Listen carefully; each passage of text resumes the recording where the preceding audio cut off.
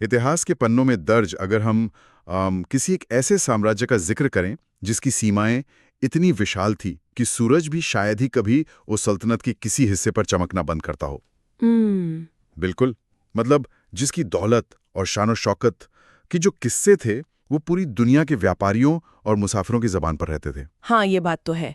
तो जाहिर है ये बात हो रही है भारत में मुगल साम्राज्य की।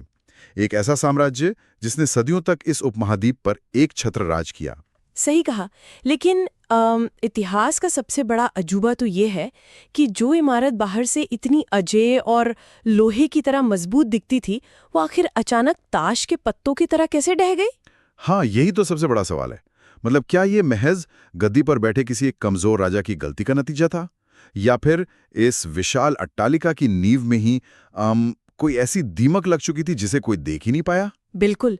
और आज के इस गहरे अध्ययन का जो हमारा मुख्य मिशन है, वो यही समझना है कि मुगल साम्राज्य के पतन की असली कहानी आखिर थी क्या। सही कहा। और इस चर्चा को प्रामाणिक बनाने के लिए आज हमारे पास कई प्रतिष्ठित विश्वविद्यालयों के बहुत ही दिलचस्प शोध पत्र हैं। मुख्य रूप से महर्षि दयानंद विश्वविद्यालय रोहतक के इतिहास विभाग के अमित कुमार जी का एक बहुत ही विस्तृत रिसर्च पेपर है हमारे पास। हाँ, और इसके अलावा doctor Sanjeeva Truman, doctor Yashveer Singh और एस.के. पांडे जैसे कई अन्य इतिहासकारों के संदर्भों का भी हम विश्लेषण करेंगे। ये सभी स्रोत इस पतन को एक बिल्कुल नए नजरिए से देखते हैं। तो फिर बिना किसी देरी के इस ऐतिहासिक गुत्थी को सुलझाना शुरू करते हैं। यह विषय अपने आप में कई परतें समेटे हुए है। देखो, इतिहास का एक बहुत ही कड़वा लेकिन सच नियम है, कोई भी बड़ा और विशाल साम्राज्य सिर्फ रातों रात बाहरी हमलों से नहीं गिरता। मतलब अंदरूनी कमजोरी पहले आती है। बिल्कुल। बाहरी हमले तो बस वो आखिरी धक्का होते हैं जो एक कमजोर इमारत को जमीन पर ला गिराते हैं। पतन की असली शुरुआत हमेशा उस साम्राज्य के आंतरिक खोखलेपन से होती है। तो मुगल साम्राज्य के साथ भी बिल्कुल ऐसा ही हुआ था। हाँ, एकदम ऐसा ही। बाबर और हुमायूं ने जिस साम्राज्य की नींव तलवार और सैनिक बल पर रखी थी और जिसे बाद में अकबर ने अपनी नीतियों से एक संस्था का रूप दिया, वो एक समय के बाद अंदर से ही सड़ने लगा था। और इस सड़न की सबसे बड़ी वजहों में से एक थी सत्ता हस्तांतरण का कोई नियम ना होना। सही बात है। मतलब सत्ता हस्तांतरण यानी उत्तराधिकार की जब हम बात करते हैं तो इन शोध पत्रों से एक बहुत ही हैरान करने वाली बात सामने आती है। मुगल साम्राज्य में राजा के बाद गद्दी पर कौन बैठेगा, इसका कोई भी लिखित या सर्वमान्य नियम था ही नहीं। कोई स्पष्ट कानून नहीं था। बिल्कुल, ऐसा कोई कानून नहीं था कि सबसे बड़ा बेटा ही राजा बनेगा। यहाँ गद्दी का फैसला किसी अदालत या नियम से नहीं, बल्कि सिर्फ और सिर्फ तलवार की धार पर होता था। मुगल काल में जैसी करनी वैसी भरनी का सिद्धांत पीढ़ी दर पीढ़ी बहुत ही स्पष्ट रूप से दिखाई देता है। इस जैसी करनी वैसी भरनी वाले बिंदु को अगर हम थोड़ा बड़े परिदृश्य में देखें तो ये उत्तराधिकार का खूनी संघर्ष मुगलों की पूरी वंशावली में एक धीमे जहर की तरह फैल गया था। हाँ, बाबर से ही शुरुआत हो गई थी। बिल्कुल। बाबर ने अपने अंतिम समय में हुमायूं को अपना उत्तराधिकारी बनाया और ये भी कहा कि बाकी भाइयों में राज्य बांट दिया जाए, लेकिन सत्ता की भूख ऐसी थी कि भाई संतुष्ट नहीं हुए और उन्होंने विद्रोह कर दिया। और यहीं से एक ऐसी परंपरा की शुरुआत हुई जिसने साम्राज्य की जड़ों को खोखला करना शुरू कर दिया। एकदम सही। और ये परंपरा आगे चलकर कितनी भयानक हो गई ये देखना और भी दिलचस्प है। मतलब अकबर के समय में उनके अपने बेटे सलीम ने, जिन्हें दुनिया जहांगीर के नाम से जानती है, बगावत कर दी थी। अकबर इस बगावत से बेहद आहत थे, लेकिन फिर भी जीवन के अंतिम समय में उन्होंने सलीम को माफ कर दिया और सत्ता सौंप दी। लेकिन जो सलीम ने किया वही उनके साथ भी हुआ। बिल्कुल। जहांगीर के शासनकाल में उनके अपने बेटों खुसरो और शाहजहां ने उनके खिलाफ हथियार उठा लिए और उनका जीवन कष्टों से भर दिया। बात यही नहीं रुकी। शाहजहां जब गद्दी पर बैठे तो उन्होंने अपने जीते जी अपने ही बेटों को सत्ता के लिए एक दूसरे के खून का प्यासा होते देखा। दारा शिकोह, शुजा, मुराद और औरंगजेब के बीच जो खूनी खेल खेला गया वो तो इतिहास में पूरी तरह दर्ज है। औरंगजेब ने तो सत्ता पाने के लिए अपने सगे संबंधियों का जो खून बहाया वो मुगल इतिहास पर एक बहुत बड़ा दाग माना जाता है। ये पीढ़ी दर पीढ़ी चलने वाला खूनी संघर्ष एक बहुत ही गंभीर विश्लेषणात्मक सवाल खड़ा करता है। आखिर इस खून खराबे का साम्राज्य की प्रशासनिक नींव पर क्या असर पड़ा? राजा का ध्यान राजकाज से हट गया होगा। बिल्कुल।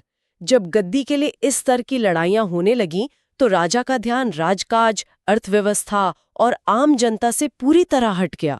उसका एकमात्र लक्ष्य विरोधियों को दबाना और अपनी सत्ता बचाना रह गया। इसका सबसे भयानक परिणाम ये हुआ कि कुलीन वर्ग यानी दरबार के जो अमीर ताकतवर मंत्री और सेनापति थे वो किंग मेकर बन गए। जो नोबल्स थे। हाँ, वो बहुत मजबूत हो गए। शाही दरबार में अलग अलग गुट बन गए। कोई किसी राजकुमार का समर्थन कर रहा था तो कोई किसी और का। मुगलों के विघटन का एक बहुत बड़ा कारण इन कुलीनों का आपसी संघर्ष था। अगर इसे आज के संदर्भ में समझें तो ये कुछ ऐसा ही है जैसे किसी बहुत बड़ी मल्टीनेशनल कंपनी के बोर्ड मेंबर्स और टॉप मैनेजर्स आपस में लड़ रहे हों। बहुत सटीक उदाहरण है। जब कंपनी का सीईओ अपनी कुर्सी बचाने में लगा हो और मैनेजर्स अपने अपने गुट बना लें तो कंपनी का दिवालिया होना तो तय है। राजा कमजोर होते गए और दरबारी राजनीति ने पूरे साम्राज्य को अंदर से दीमक की तरह खा लिया। सही बात है। लेकिन इन शोध पत्रों को पढ़ते हुए एक सवाल मन में आता है, क्या इस पूरे पतन का दोष सिर्फ उत्तराधिकार के नियमों की कमी और औरंगजेब की कठोर नीतियों पर मढ़ा जा सकता है? कुछ इतिहासकार तो ये भी मानते हैं कि खजाना तो शाहजहां के वक्त से ही खाली होने लगा था, जब वो बड़ी बड़ी और महंगी इमारतें बनवा रहे थे। ये एक बहुत ही अहम अवलोकन है। आर्थिक कमजोरी की शुरुआत यकीनन शाहजहां के दौर की खर्चीली परियोजनाओं से हो चुकी थी। लेकिन औरंगजेब के समय में वो आर्थिक संकट भौगोलिक और राजनीतिक संकट में बदल गया। वो कैसे? हमारे स्रोतों के अनुसार औरंगजेब एक अति महत्वाकांक्षी शासक था जो हर हाल में साम्राज्य की भौगोलिक सीमाओं का विस्तार करना चाहता था, खासकर दक्कन या दक्षिण भारत में। हाँ, दक्कन का युद्ध तो काफी लंबा चला था। बिल्कुल, लेकिन अपनी ये जिद और लगातार चलने वाले युद्धों में उसने मुगल खजाने को पूरी तरह खाली कर दिया। सबसे बड़ी भूल ये रही कि उसने मराठों, जाटों और राजपूतों के प्रति बहुत ही कठोर बर्ताव किया। राजपूत जो कि मुगलों की तलवार और ढाल माने जाते थे। मतलब अकबर के समय से ही राजपूतों ने मुगल साम्राज्य के विस्तार में अपनी जान की बाजी लगाई थी, तो औरंगजेब ने उसी ढाल को तोड़ दिया। हाँ, बिल्कुल ऐसा ही हुआ। औरंगजेब उन समुदायों की वफादारी हमेशा के लिए खो बैठा जो पहले मुगल शासकों के प्रति बहुत वफादार हुआ करते थे। उसने अपने साम्राज्य के लिए एक मजबूत राजनीतिक गठबंधन तैयार करने में पूरी तरह से असफलता पाई। यहाँ शोध पत्र में एक और महत्वपूर्ण बिंदु पर प्रकाश डाला गया है। औरंगजेब की जो अंधविश्वासी और कट्टर धार्मिक नीतियां थीं, उन्होंने समाज में गहरा अलगाव पैदा कर दिया। और यहाँ हम स्रोतों में दी गई बातों का पूरी तरह से निष्पक्ष विश्लेषण कर रहे हैं, बिना किसी राजनीतिक या धार्मिक पक्ष का समर्थन किए। बिल्कुल, लेकिन इतिहास इस बात का गवाह है कि जजिया कर जैसी नीतियों ने साम्राज्य के सामाजिक ताने-बाने को कमजोर किया। एक ऐसा साम्राज्य जो बहुसंख्यक गैर मुस्लिम आबादी पर राज कर रहा था, वो जन समर्थन के बिना लंबे समय तक टिक ही नहीं सकता था। सही कहा। और औरंगजेब की मृत्यु के बाद तो जैसे बची खुची कसर भी पूरी हो गई। 1707 में औरंगजेब की मौत के बाद 1714 तक जो युद्ध हुए और उसके बाद जो शासक गद्दी पर बैठे, उन्हें तो बस कठपुतली शासक ही कहा जा सकता है। नाम के राजा रह गए थे बस। हाँ, उत्तर मुगल शासकों में कोई भी ऐसा नहीं था जो विरोधी शक्तियों को एकजुट कर सके या बिखरते साम्राज्य को संभाल सके। वो पूरी तरह से ताकतवर कुलीन वर्गों के इशारों पर नाच रहे थे। और इन कमजोर शासकों और लालची दरबारियों ने एक ऐसी भयानक भूल की जिसने साम्राज्य की सुरक्षा को पूरी तरह से पंगु बना दिया। गद्दी पर बैठने के बाद इन शासकों ने साम्राज्य की सीमाओं की सुरक्षा के बारे में सोचा ही नहीं। उनकी नजर तो सिर्फ जागीरों पर थी। बिल्कुल, उनकी और दरबारियों की नजर सिर्फ बड़ी बड़ी जागीरों और सरकारी पदों पर थी। हर कोई साम्राज्य का एक टुकड़ा नोच लेना चाहता था। ये बिल्कुल वैसा ही था जैसा आपने कॉर्पोरेट वाला उदाहरण दिया कि डूबती कंपनी से बोनस निकाल लो। हाँ, जैसे किसी डूबती हुई कंपनी को बचाने के बजाय उसके अधिकारी बचे हुए फंड से अपना अपना हिस्सा निकालने में लग जाएं। धन की कमी का हवाला देकर इन शासकों ने सेना की संख्या में भारी कटौती कर दी। सेना में कटौती कर दी। एक ऐसे साम्राज्य में जिसकी पूरी सत्ता, जिसकी पूरी नींव ही सैन्य बल पर टिकी थी। जब सरहदों की हिफाजत करने वाली सेना ही कमजोर कर दी जाएगी तो बाहर बैठे दुश्मनों को तो निमंत्रण मिल ही जाएगा। एकदम सही बात है। और इसी कमजोरी ने एक ऐसी आपदा को दावत दी जिसे मुगल साम्राज्य के कफन की आखिरी कील कहना बिल्कुल गलत नहीं होगा। हम बात कर रहे हैं नादिर शाह के आक्रमण की। चलिए 1738 ईस्वी के उस खौफनाक दौर पे नजर डालते हैं। ये बहुत अहम मोड़ है। जब मुगल सम्राटों की अयोग्यता के कारण एक एक करके प्रांत साम्राज्य से अलग हो रहे थे, तब ईरान के एक लुटेरे और बेहद ताकतवर योद्धा नादिर शाह ने भारत पर अपनी नजरें गड़ा दी। उसने 1738 में गजनी और काबुल पर कब्जा कर लिया। और कोई बड़ी रोकटोक नहीं हुई? बिल्कुल नहीं। ऐतिहासिक स्रोतों के अनुसार पंजाब के सूबेदार ज़कारिया खान ने बिना कोई बड़ी लड़ाई लड़े ही नादिर शाह के सामने आत्मसमर्पण कर दिया। और ज़कारिया खां का यह आत्मसमर्पण कोई छोटी घटना नहीं थी। इसने नादिर शाह को मुगलों की असली और खोखली स्थिति का पूरा अंदाजा दे दिया। उसे समझ आ गया कि दिल्ली का तख्ता अब सिर्फ एक दिखावा है, उसके पीछे कोई सैन्य ताकत नहीं बची है। जब नादिर शाह लगातार आगे बढ़ रहा था, तब जाकर मुगल सम्राट मोहम्मद शाह की नींद टूटी। उसने आनन फानन में 7,500 सैनिकों की एक विशाल फौज तैयार की और निजामुल मुल्क के नेतृत्व में नादिर शाह को रोकने के लिए करनाल की तरफ भेजी। लेकिन वहां क्या हुआ?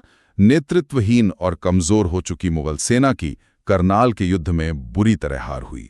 और यहाँ पर इतिहास एक ऐसा मोड़ लेता है जो किसी सस्पेंस थ्रिलर से कम नहीं है। युद्ध हारने के बाद निजामुल मुल्क ने अपनी कूटनीति का इस्तेमाल किया और नादिर शाह के साथ एक संधि कर ली। 50 लाख वाली संधि। अब उसने नादिर शाह को 50 लाख रुपए का हर्जाना देने का वादा किया।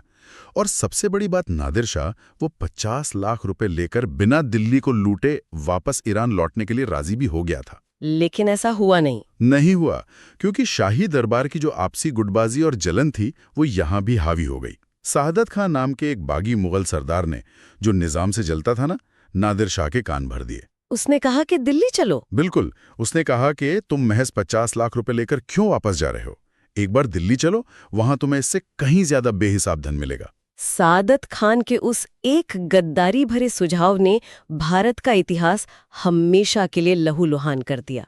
22 मार्च 1739 नादिर शाह ने अपनी पूरी सैन्य ताकत के साथ दिल्ली में प्रवेश किया। सम्राट मोहम्मद शाह को मजबूरन उस आक्रमणकारी का स्वागत करना पड़ा। सब कुछ शांत लग रहा था शुरुआत में।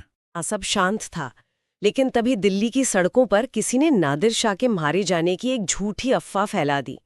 इस अफवाह के चलते दिल्ली के कुछ स्थानीय लोगों ने अति उत्साह में नादिर शाह के कुछ सैनिकों को मार डाला। और फिर जो हुआ वो खौफनाक था। जब ये खबर नादिर शाह तक पहुंची तो उसका गुस्सा सारी हदें पार कर गया।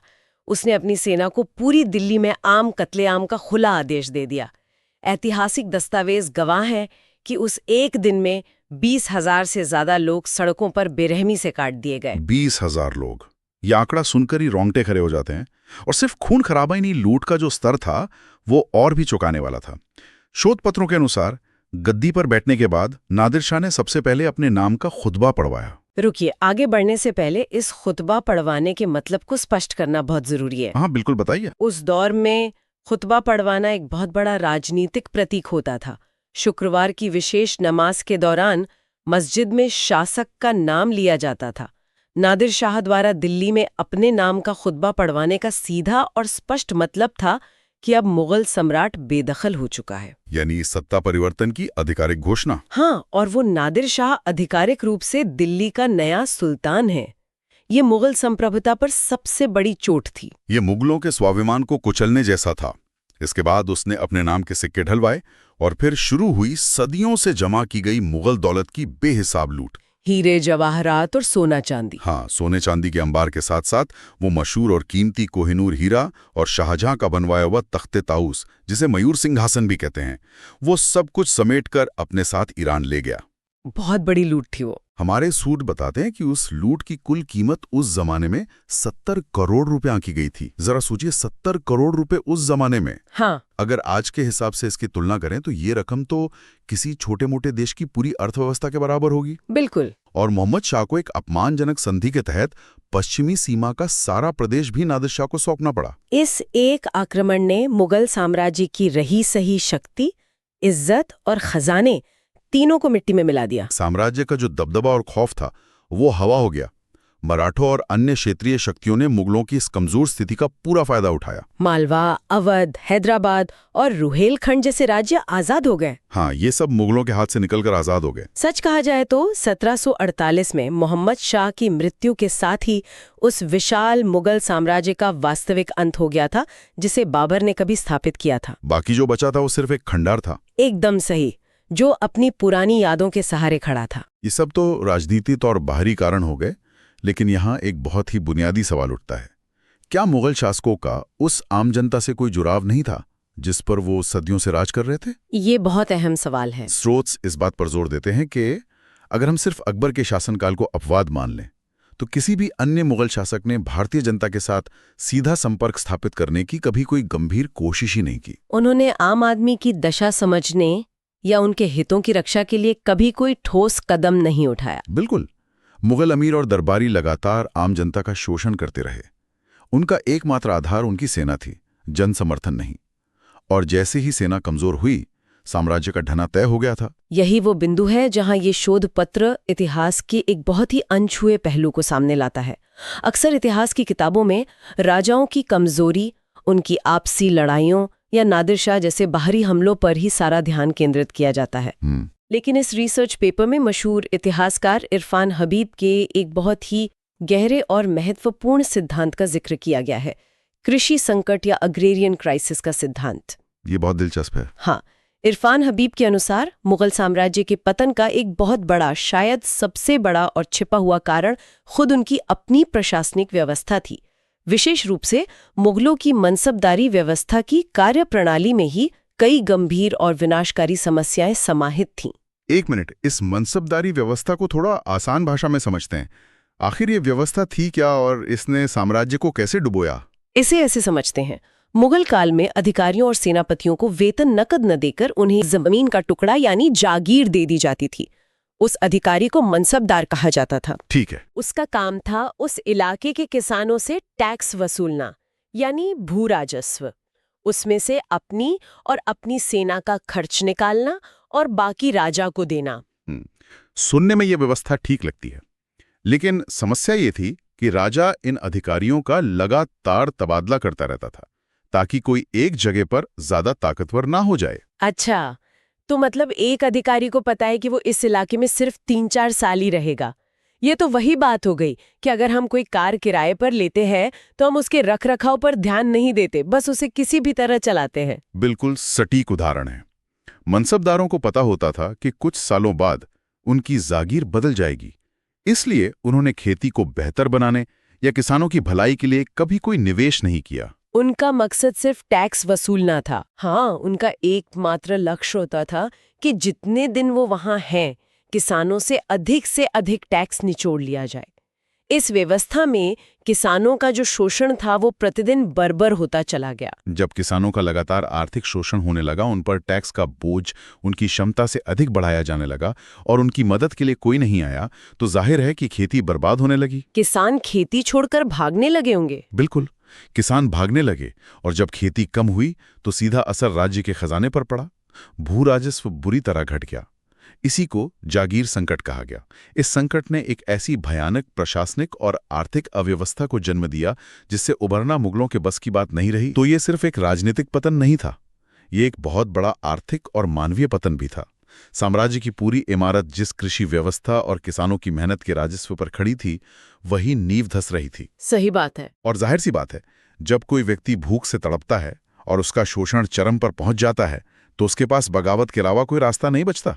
हमारे स्रोत भी यही बताते हैं कि किसानों के इस भयानक शोषण और आर्थिक तंगी के कारण ही जाटों, सतनामियों और सिखों ने मुगल सत्ता के खिलाफ इतने बड़े बड़े विद्रोह किए। और ये विद्रोह सिर्फ धार्मिक या राजनीतिक नहीं थे। नहीं, बिल्कुल नहीं। इनकी जड़ों में वो गहरी आर्थिक पीड़ा थी जो सालों से किसानों को दी जा रही थी। इन्हीं विद्रोही शक्तियों ने आखिरकार उस मुगल साम्राज्य रूपी विशाल वृक्ष को जड़ से उखाड़ फेंका। अगर हम इन सभी तथ्यों और सिद्धांतों का निष्कर्ष निकालें तो तस्वीर पूरी तरह से साफ हो जाती है। इतने विशाल साम्राज्य के पतन का कोई एक अकेला कारण कभी नहीं हो सकता। ये बहुत सी आंतरिक कमजोरियों, प्रशासनिक गलतियों और बाहरी धक्कों का मिला-जुला परिणाम था। उत्तराधिकार के नियमों का अभाव और आपसी खून खराबा, औरंगजेब की अदूरदर्शी और कट्टर नीतियां, बाद के शासकों का कठपुतली बन जाना, कुलीनों का स्वार्थ और सबसे बढ़कर इरफान हबीब द्वारा बताया गया वो कृषि संकट जिसने आम आदमी की कमर तोड़ दी। इन सभी तत्वों ने एक साथ मिलकर साम्राज्य को अंदर से पूरी तरह खोखला कर दिया। और जो थोड़ा बहुत ढांचा खड़ा था, उसे नादिर शाह और अहमद शाह अब्दाली जैसे आक्रमणकारियों ने ढहा दिया।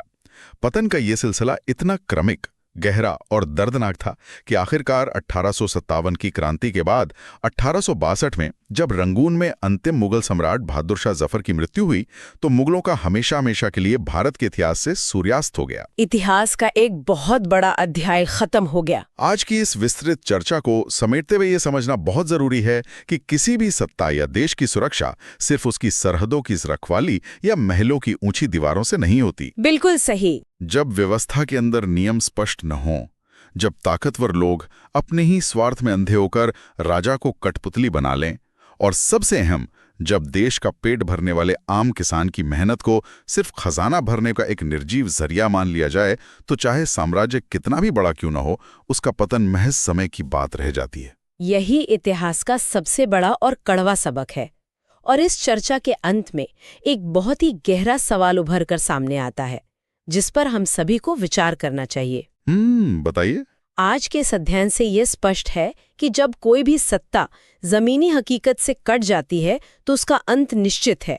लेकिन जरा विचार करने वाली बात यह है कि क्या होता अगर मुगलों ने तलवार से फैसले करने के बजाय उत्तराधिकार का कोई स्पष्ट और पारदर्शी नियम बनाया होता। एक बहुत बड़ा बदलाव हो सकता। अगर उन्होंने किसानों को सिर्फ टैक्स देने वाली मशीन न समझकर उनकी आर्थिक सुरक्षा के लिए कानून बनाए होते, अगर आम जनता मुगल सत्ता से प्यार करती और एक मजबूत संतुष्ट सेना सरहदों पर खड़ी होती, तो क्या नादिर शाह जैसे किसी विदेशी आक्रमणकारी की ये हिम्मत होती कि वो दिल्ली में घुसकर 20,000 बेगुनाहों का खून बहाए और सदियों की दौलत लूट कर ले जाए?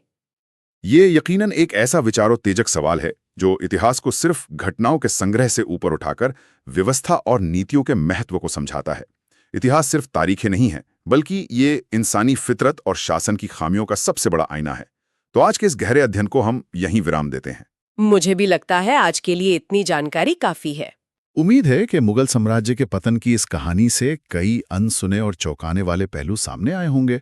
अगली बार हम फिर से लौटेंगे इतिहास या विज्ञान के किसी ऐसे ही अनसुलझे और दिलचस्प विषय के साथ, ताकि ज्ञान की ये यात्रा निरंतर चलती रहे। तब तक के लिए सवाल पूछते रहिए और